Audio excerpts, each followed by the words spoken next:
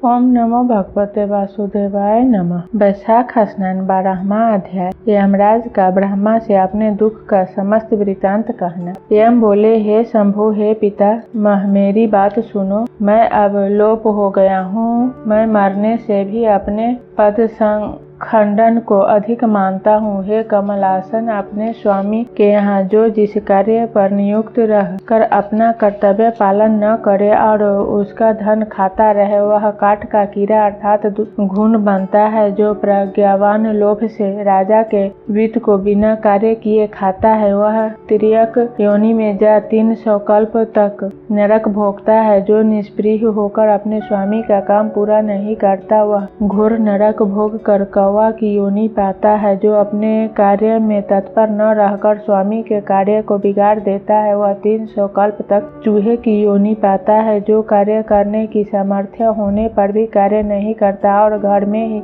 रहता है, वह बिल्ली की योनि पाता है। सो हे देव, आपकी आज्ञानुसार प्राणियों के कर्मानुसार पुण्य और पाप का फल धर्म शास्त्र के जानने वाले मुनियों द्वारा वर्णित कार्यों पर भली भांति विचार करके कल्प के आदि वर्तमान में जो यातना होती है, वह मैं प्राणियों को देता रहा। हे प्रभु, अब मैं आपका नियोग करने में समर्थ नहीं हूँ, क्योंकि कीर्तिमान राजा ने पृथ्वी से आपका नियोग उखाड़ दिया है। इस राजा के भय से समुद्र पर्यंत सब पृथ्वी के मनुष्य वैशाख के कर्तव्य धर्मों का पालन करते हैं। प्रजा ने सब पितृश्वरों की पूजा, अग्निष्टोमादि यज्ञ, तीर्थ यात्रा आदि सब शुभ कर्म, सांख्य योग, प्राणायाम करना, होम और स्वाध्याय का नाम लेना तक छोड़ दिया है। अनेक प्रकार के पाप करने पर भी वैशाख मास में किए हुए धर्मों के प्रभाव से उनके वंश के पितृश्वर तथा माता के वंश की पितृश्वर एवं उनके नाते के और जनकादिक के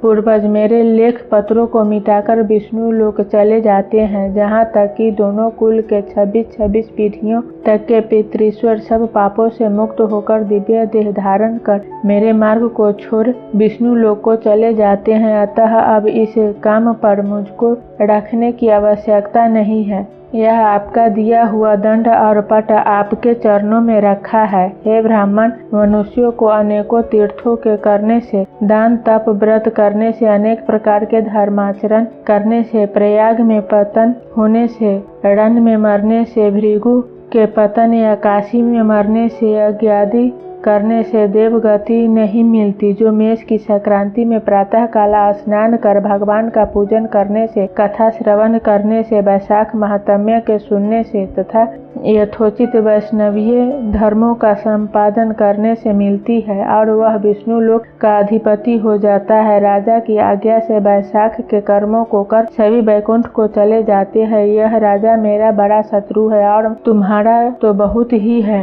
हे जगतपते, इस राजा का निग्रह करना उचित है। यदि हम इसकी उपेक्षा कर देंगे तो केवल विष्णु भगवान के चरणों का आश्रय लेकर यह राजा इस संपूर्ण लोक को वैकुंठ में ले जाएगा, इसमें संदेह नहीं। इस कीर्तिमान राजा ने मेरा प्रभाव दूर कर दिया है, ऐसा किसी क्षत्रिय ने आज तक नहीं किया। हे प्रभु, पटमार्जन की बात तो पुराणों में भी नहीं सुनी। भगवान में तत्पर इस राजा के सिवा अन्य कोई नहीं हुआ जिसने पटमार्जन की घोषणा कर दी हो और यमलोक में आने का मार्ग रोक दिया हो।